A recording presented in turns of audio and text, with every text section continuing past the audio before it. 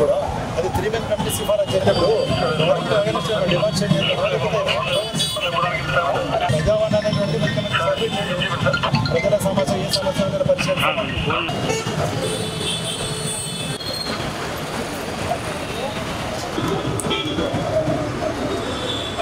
వస్తే ప్రస్తుతం మనం ప్రజావాణిలో ఉన్నాము.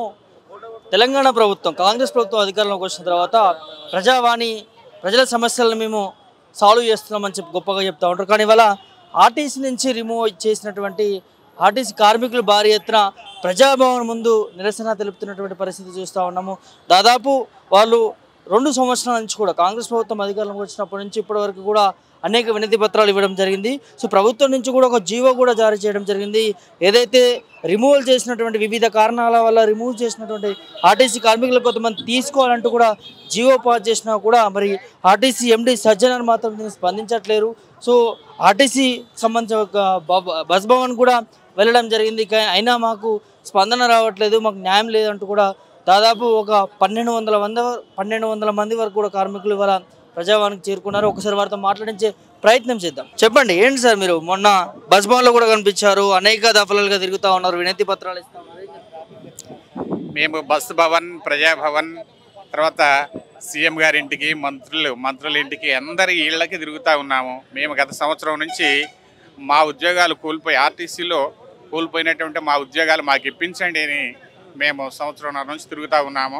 ఆ క్రమంలోనే మాకు ప్రభుత్వం ఇక్కడ ప్రజాభవన్లో ఇక్కడ ఉన్నటువంటి ఇన్ఛార్జిగా ఉన్నటువంటి చిన్నారెడ్డి గారు కానీ, తర్వాత దివ్య మేడం గారు కానీ వీళ్ళ యొక్క కృషితోనే మాకు ఒక త్రిసభ్య కమిటీని వేశారు.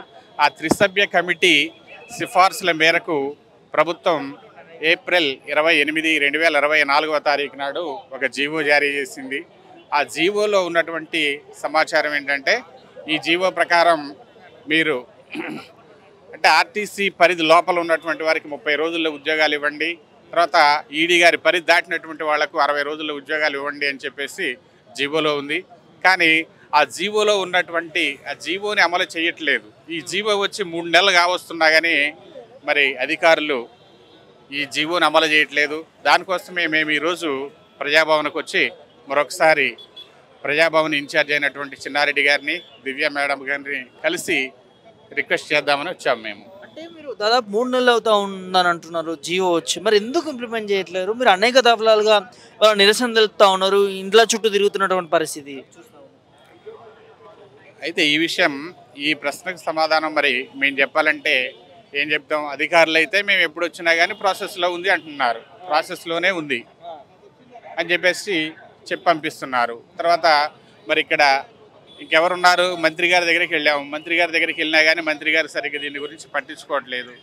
ఎండీ గారు నా మాట వినట్లేదు అనే సమాధానం చెప్తున్నారు తప్ప మీకు 2 రోజుల్లో చేస్తాం, 4 రోజుల్లో చేస్తాం అనే మాట చెప్పట్లేదు. మొత్తం మీద జీవో ఇవ్వటం అయితే మంత్రి పొన్నం ప్రభాకర్ గారే ఆయన యొక్క కృషితోనే, ఆయన పేషిలోనే ఈ జీవో అనేది వచ్చింది.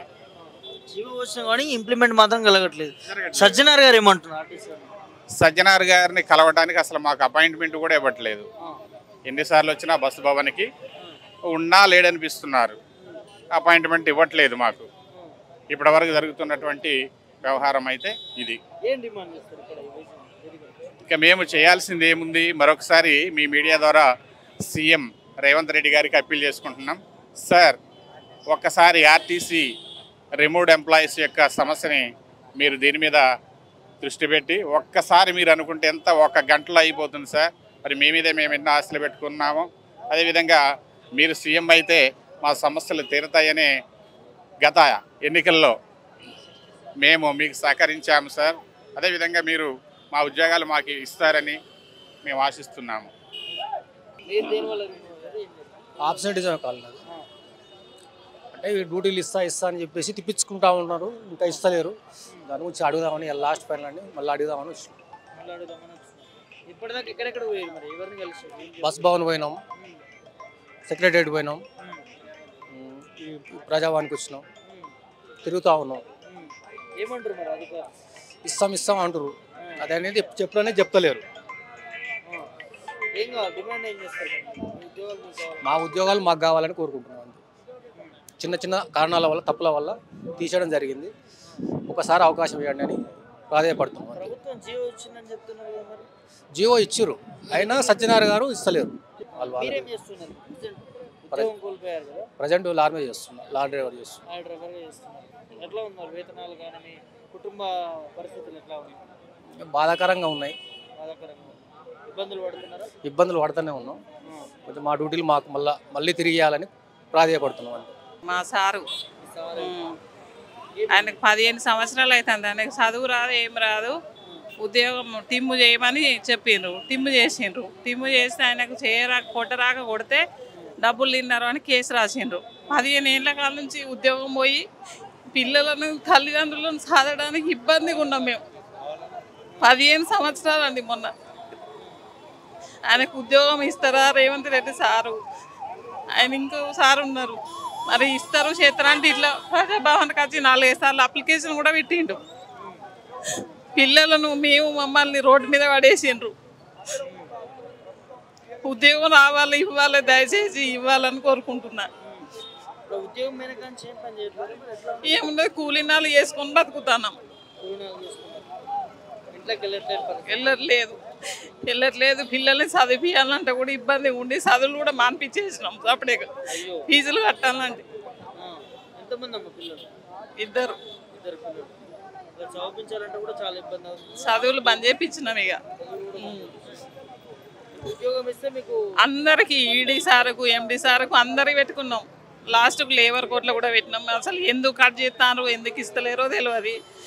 మాకైతే జాబ్ ఇవ్వలేదు ఇప్పటి వరకు కూడా. ప్రజాపాలన అంటారు మరి.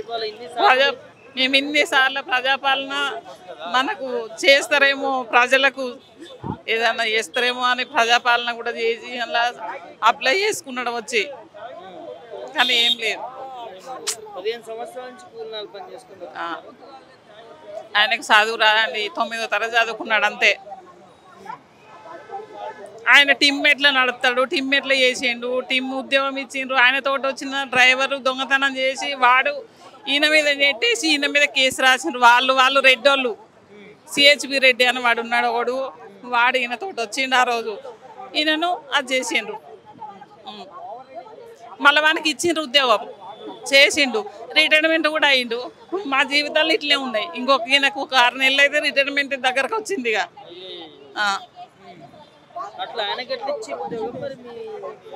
ఎట్లా ఇచ్చిండ్రో నాన్న తెలియదు. ఇక ఎట్లా ఇచ్చిండ్రో ఇక వాళ్ళు అంత రెడ్డోళ్ళు కలిసిండ్రు, రెడ్డోళ్ళు చేసిండ్రు. వాళ్ళు చూసుకున్నారు, వాళ్ళు చేసిండ్రు. మమ్మల్ని పేదోళ్ళని చూసి మమ్మల్ని ఇట్లా చేసిండ్రు. భర్త కోసమేనండి వచ్చింది నేను ఇక్కడ దానిక. గిన్నె ఎదురు చూస్తున్నాం, ఇస్తారేమో, వస్తుందేమో, ఉద్యోగం వస్తుందేమో అని ఎదురు చూస్తున్నాం. మాకు భూములు లేవు, జాగలు లేవు, ఏం లేవు. ఇబ్బంది పడుతున్నాం బాగా. దయచేసి ముఖ్యమంత్రి సార్ మా మీద దయదలిసి మా ఉద్యోగం మాకు ఇస్తే బాగుంటుందని కోరుకుంటాను. సజ్జనార్ సార్ను, ముఖ్యమంత్రి సార్ను కోరుకుంటాను. నా పేరు కేఎస్ బాబు.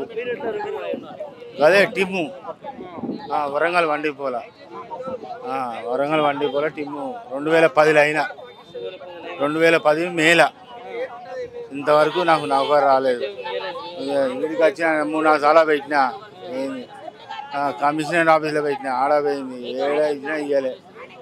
లాస్ట్గా హైకోర్టులో ఉన్నది. ఇప్పుడు హైకోర్టులో పెట్టి కూడా 4 ఏళ్ళు అవుతుంది. ఇబ్బంది అయింది మాకు తినడానికి, పరిస్థితి ఘోరం. ఇక నాకు షుగర్ వచ్చింది, ఆమెకు షుగర్, నాకు షుగరు, థైరాయిడ్, ఇవన్నీ పోయినాక మొత్తం బాధతో ఇవన్నీ వచ్చినాయి. చాలా బాగా సార్ ఆయన రేవంత్ రెడ్డి సార్ మాకు నౌకరిస్తే చాలు. సత్యనారాయణ మాకు దయదలిచి ఇస్తే అయిపోతుంది, ఏం లేదు. వాళ్ళ మీద మాకేం కోపం లేదు. మమ్మల్ని ఒక్కసారి నౌకరి తీసుకొని మమ్మల్ని అది మళ్ళీ నౌకరి ఇవ్వగాను, ఒక్కసారి నౌకరి అయితే ఇవ్వను, ఒక్కసారి నౌకరి ఇవ్వను అంతే.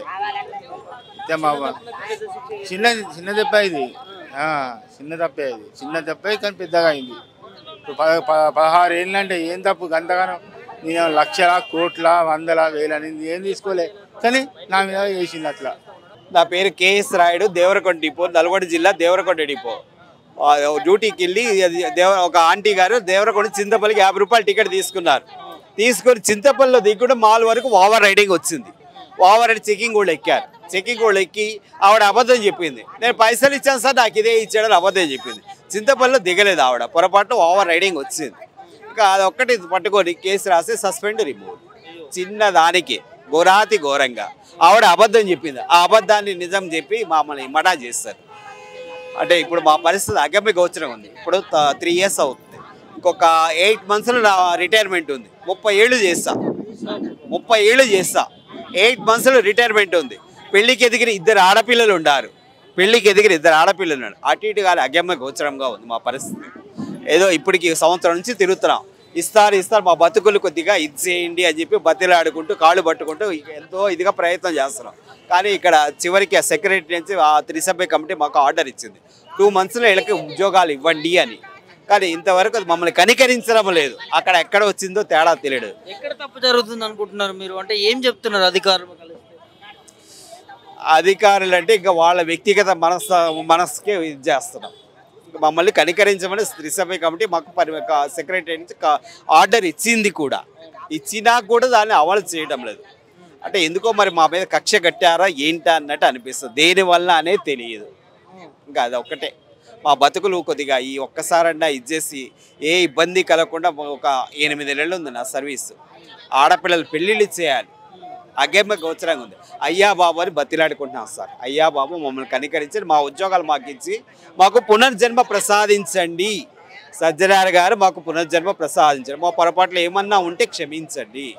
మాకు చేసిన మేలు భగవంతుడు మిమ్మల్ని చల్లగా చూస్తాడు అని మేము రిక్వెస్ట్గా మొక్కుకుంటున్నాం సార్. అంతే. 30 సంవత్సరాలు సర్వీస్ చేసిన అంటున్నారు, మీకు చాలా ఎక్స్పీరియన్స్ ఉంది సార్. ఒక చిన్న తప్పు వల్ల తీసేశారు. మీలాంటి వాళ్ళు చాలా మంది ఉన్నారు. ఎందుకు ప్రభుత్వం దీన్ని సీరియస్గా తీసుకుంటలేదు? అంత రాజకీయమే చేస్తున్నారు. రేషన్ కార్డులు, మా అమ్మలకు పెన్షన్లు వస్తే పెన్షన్లు, మాకు ఇంతవరకు ఇలాంటి గవర్నమెంట్ నుంచి వచ్చే వసూలు మొత్తం కట్ చేశారు. ఏదంటే మీరు ఆర్టీసీ ఎంప్లాయీస్, విలేజ్లలో ఏమంటారు, మీరు ఆర్టీసీ ఎంప్లాయీస్ కాబట్టి మీకు రేషన్ కార్డులు ఉండద్దు, మీ పిల్లలకు ఎలాంటి పెన్షన్లు రావద్దు, పిల్లలకు స్కాలర్షిప్ ఫీజు రీఎంబర్స్మెంట్ ఉండదు. అట్లా పిల్లలు చదువుకోలేక మా బతుకులు మొత్తం రోడ్డు మీదకి వచ్చినాయి. జీవో వచ్చినా కానీ ఎండి గారు ఇంతవరకు మమ్మల్ని కనుకరిస్తారు. జీవో వచ్చినా కానీ 3 నెలలు అవుతుంది. మరి ఆ సార్ మరి ఏం చేస్తాడు ఏం కాదు. ఈరోజు ఒకసారి చిన్నారెడ్డి సార్ రమ్మన్నారు. ఫైనల్గా చిన్నారెడ్డి సార్కి వచ్చినాము. సార్ ఏం చెప్తారో దాన్ని బట్టి ప్రాబ్లం సాల్వ్ చేసుకుందామని ప్రయత్నం చేస్తారు. అక్కడ చిన్నారెడ్డి సార్ పర్మిషన్ ఇచ్చారు, అంతా ఓకే చేస్తా ఉన్నారు. కానీ అక్కడ ఎండి గారు మాత్రం మాకు పునర్జన్మ ప్రసాదించడం లేదు. మా బతుకులు అల్లకల్లోలో అయిపోయినాయి. 8 నెలలు ఉన్నాయి. ఈ భయంకర పరిస్థితి తట్టుకోలేక చాలామంది ఆత్మహత్యలు చేసుకున్నారు. కుటుంబాలు ఏడుకోలేక ఆత్మహత్యలు చేసుకున్నారు.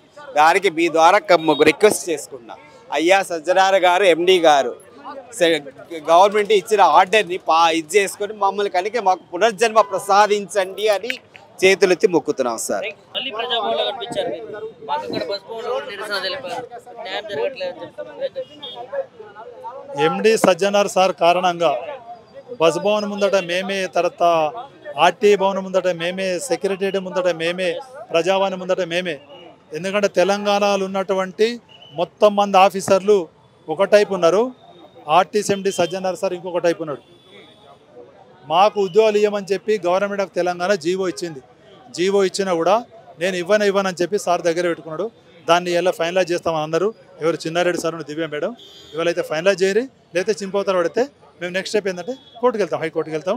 నెక్స్ట్ ఏంటంటే మేము ఆ ధర్నా చౌక్ డిసైడ్ చేసుకున్నాం, పర్మిషన్ తీసుకొని ఇక ధర్నా చౌక్ అడుగు కూర్చుంటాం రేపు నుంచి. అంతే కదా. ఇప్పుడు ఏడికైతే ఏంటంటే ఇక్కడ ఓన్లీ గ్రీవెన్స్ దరఖాస్తులు తీసుకోవడానికే ఉన్నది. అందుకని లోపలికి పోయి ఒక 10 నిమిషాలు వస్తాం. జర దయచేసి మా కోసం ఉండండి, మళ్ళీ ఇప్పుడు వస్తాం. ఆ సార్ ఏం చెప్తాడు వచ్చిన తర్వాత మళ్ళీ చెప్తాం. మేము ప్రభుత్వానికి ఏం డిమాండ్ చేస్తారు? జియో ఇచ్చిన తర్వాత ఇక్కడ సజ్జనార్ గారు ఆ జియో పాస్ చేయట్లేరు. ప్రభుత్వం ఎందుకు పట్టించుకోవట్లేదు? చాలా మంది ఆర్టీసీ ఉద్యోగులు ఇబ్బంది పడుతున్నారు. ప్రభుత్వాన్ని ఏం డిమాండ్ చేస్తున్నారంటే, డిమాండ్ చేస్తే ఆయన పోలీసులు లోపడేస్తారు. కానీ రిక్వెస్ట్ ఏం చేస్తున్నాం అంటే, సార్ దయచేసి సార్, ముఖ్యమంత్రి సార్, తర్వాత పొన్నం ప్రభాకర్ సార్, ఈ ఎండి సార్ను కనుక మీరు మార్చకపోతే ప్రభుత్వం కూడా డ్యామేజ్ అవుతుంది. ప్రభుత్వం ఆల్రెడీ డ్యామేజ్ అవుతున్నది. ఎందుకంటే మేము ఈ 33 కొత్త జిల్లాలలో మేము ఉన్నాం. పాత ఉమ్మడి జిల్లాలు 10, కొత్త ఉమ్మడి. ఈ 33 జిల్లాలు ఏంటంటే మా బాధ మొత్తం మంది అబ్జర్వ్ చేస్తున్నారు. మేము ఏం చేస్తాం, రేపని గ్రామాన డబ్బులు పట్టుకొని తిరుగుతాం. ఈ సజ్జనార్ సార్ ఇట్లా చేస్తున్నాడు మమ్మల్ని, అట్లా అయితే మరి ప్రభుత్వం కూడా పట్టించుకుంటుందని చెప్పంటే దానివల్ల ఎందుకంటే మేము కాంగ్రెస్ గవర్నమెంట్ రావడానికి కోసం ఓటేసినాం. మేము మా చుట్టాలతో వేయించినాం. తర్వాత మా ఫ్రెండ్స్తోనే వేసినాము. ఎందుకు వేసామంటే రేవంత్ రెడ్డి సార్ ఏంటంటే ఒక డైనమిక్ యంగ్ లీడరు, మంచి సుపరిపాలన అందిస్తారనే ఉద్దేశంతో మేము వేసినాము. సార్ చాలా బాగున్నాడు, ప్రభుత్వం బాగుంది. కానీ ఇలాంటి ఇప్పుడు ఈ సజ్జనార్ సార్ అటువంటి వాళ్ళు దాన్ని తూట్లు పడుతున్నారు. అంతే కదా. ఇప్పుడు ప్రభుత్వం జీవో ఇచ్చిన తర్వాత దాన్ని అమలు చేయకపోతే ఎవరు అమలు చేయించే బాధ్యత ఉంది? ప్రభుత్వం అంతే కదా. అందుకోసం లోపలికి వేస్తాం. ఎవరికి కలుస్తున్నారు లోపల? ముఖ్యమంత్రి ఉన్నారా, మంత్రులు ఉన్నారా? ఈ ప్రజావానికి చైర్మన్ అయినటువంటి చిన్నారెడ్డి సార్, ప్రణాళిక సంఘం ఉపాధ్యక్షుడు చిన్నారెడ్డి సార్, అండ్ ఈ ప్రజావానికి నోడల్ ఆఫీసర్ దివ్య మేడం గారు nodal officer, Chinna Reddy sir chairman. వాళ్ళిద్దరిని కలిసి వాళ్ళకు రిక్వెస్ట్ చేసి బతిరాడి అవసరం మరి దండం పెట్టి ఎందుకు ఇట్లా చంపుతారని చెప్పి వస్తాం. వచ్చిన తర్వాత మా బాధ మొత్తం చెప్తాం. చెప్పి కొంచెం డైరెక్ట్ ఏంటంటే మళ్ళీ ధర్నా చౌక్ వెళ్తాం. ఇది పరిస్థితి చూశారు కదా. ఆర్టీసీ కార్మికులు వాళ్ళ ఆవేదన. దాదాపు ప్రభుత్వం నుంచి 3 నెలలు అవుతుంది జీవో ఇచ్చి, మన జీవోని ఎందుకు ఇంప్లిమెంట్ చేయట్లేదు అనేది ఒక బిగ్ క్వశ్చన్గా మారింది. ఇక్కడ ఆర్టీసీ ఎండి సజ్జనార్ ఎందుకు దీని మీద స్పందిస్తలేరు? దాదాపు 1200 మంది ఇవాళ రోడ్డు మీద పడుతున్నటువంటి పరిస్థితి ఉందంటున్నారు. చిన్న చిన్న తప్పులకి పెద్ద శిక్షలు వేసే విధంగా దాదాపు 5-10 సంవత్సరాల నుంచి కూడా వారు ఉద్యోగుల నుంచి తొలగించబడ్డారు. మరి ప్రభుత్వమే దిగొచ్చి ఒక కమిటీ వేసి అందులో నుంచి కొన్ని రూల్స్ తీసుకొచ్చి మళ్ళీ తిరిగి తీసుకోవాలని చెప్పినా కూడా మరి ఇక్కడ ఎక్కడ లోపం జరుగుతూ ఉంది అనేది వాళ్ళు ఆవేదన చెందుతూ ఉన్నారు. దాదాపు వాళ్ళు 2 సంవత్సరాల నుంచి కూడా ఇదే పరిస్థితి ప్రభుత్వం చుట్టూ తిరిగారు. సో తిరిగి వాళ్ళ చెప్పుల కాళ్ళు అరిగిపోయేటటువంటి పరిస్థితి వాళ్ళకు ఉన్నది. సో అట్లాంటి నేపథ్యంలో కమిటీ వేసిరు. సో కమిటీ వేసిన తర్వాత ఇంకా మా ఉద్యోగాలు వస్తాయని చెప్పి వాళ్ళు ఆశతో ఎదురు చూశారు. కానీ ఆ జియో వచ్చిన తర్వాత ఇప్పటికి వరకు కూడా ఇంప్లిమెంట్ చేయని పరిస్థితి, తిరిగి ఉద్యోగాల్లోకి తీసుకోలేని పరిస్థితి. చాలామంది 5 నెలల నుంచి సంవత్సరం లోపల రిటైర్మెంట్ అయ్యే వాళ్ళు కూడా ఉన్నారు. పిల్లల చదివించుకోలేని పరిస్థితి, అదేవిధంగా పెళ్ళిళ్ళు చేయలేని పరిస్థితి, చాలా ఇబ్బందికర సిచ్యువేషన్లో వాళ్ళు ఉన్నారు. ఖచ్చితంగా ప్రభుత్వము మరి ఇక్కడ ఏం జరుగుతూ ఉంది ఏందనేది ఆలోచన చేయాల్సినటువంటి అవసరం ఉన్నది. వాళ్ళకి న్యాయం చేయాల్సినటువంటి అవసరం ఉన్నది. భారీ ఎత్తున ఇవాళ ప్రజాభవన్కి చేరుకున్నారు ఆర్టీసీ ఉద్యోగులు, ఎవరైతే రిమూవ్ చేసినటువంటి ఉద్యోగులు. అయితే ఇవాళ లోపలికి వెళ్ళి మంత్రులు, ముఖ్యమంత్రి కలిసే ప్రయత్నం చేస్తూ ఉన్నారు. కానీ వాళ్ళెవరు కూడా లోపల లేని నేపథ్యంలో చిన్నారెడ్డి గారిని కలుస్తూ ఉన్నారు. మరి నిజంగా మరి ఈ ప్రజావాణి, ప్రజాపాలన, ప్రజల సమస్యలు తీరుస్తామని చెప్పి దాదాపు 5-6 సార్లు ఇదే ప్రజావానికి వచ్చి వాళ్ళు అర్జీలు పెట్టుకున్నారు. మరి ఇప్పుడైనా ప్రభుత్వము వాళ్ళకి న్యాయం చేస్తుందా, లేకపోతే ఇదే విధంగా మొండి వేగతంతో చూడాల్సిన అవసరం ఉన్నది. ఖచ్చితంగా ఆర్టీసీ ఉద్యోగులు మాత్రం సమ్మెకి దిగుతాం, మరోసారి ధర్నా చౌక్లో ధర్నా చేస్తామని చెప్పి కూడా వారు కొంత ప్రభుత్వం మీద ఆగ్రహం వ్యక్తం చేస్తామని, ఖచ్చితంగా స్పందించాలని కూడా డిమాండ్ చేస్తున్నటువంటి పరిస్థితి చూస్తున్నాం. ప్రజా జర్నలిస్ట్ శుభతో ప్రభాకర్, మీరు టీవీ, ప్రజావాణి నుంచి.